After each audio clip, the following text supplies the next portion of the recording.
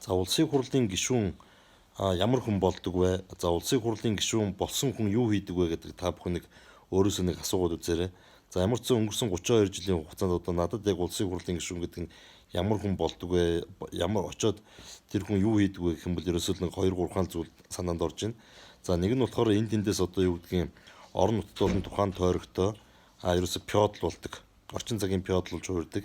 Ерөөсөө мөнгө хусч болох бүх газруудаас мөнгө хусаар за тэр цуглуулсан мөнгөөр хэнийг нэг барьцаалал 5 төрний тендер өгөөл нөгөөдгийг барьцаалал ингэж барьцаалж одоо олсон хүний нөөц болон хулгаагаар олсон мөнгөөр одоо тойргийн одоо дээшээ авилгадаж за доошоо одоо юу гэдгийг тойргийн гишүүд болон сонгогчдын саналыг худалдаж аваад тойргийн устгаа хийгээд ингээд улсын хурлын гишүүн болдог.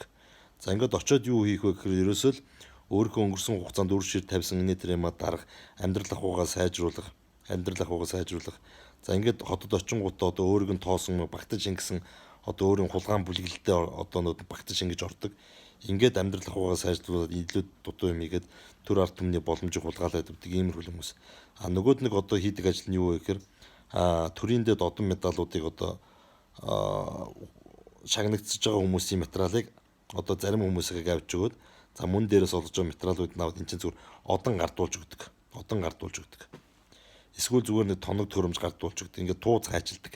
Ингээд нэг ерөөсөө л 32 жилийн хугацаанд гишүүн болох хүний шалгуур нь тэгээд энэнийг хийж чадсан хүмүүс нь гишүүн болдог.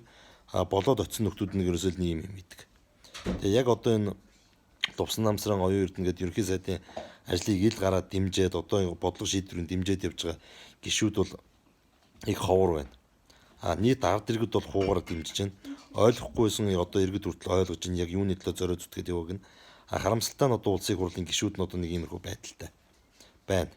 Тэгэхээр 24 онд одоо аль нам нь мандат өгөхдөө жоон бодож мандат өгөөрэй.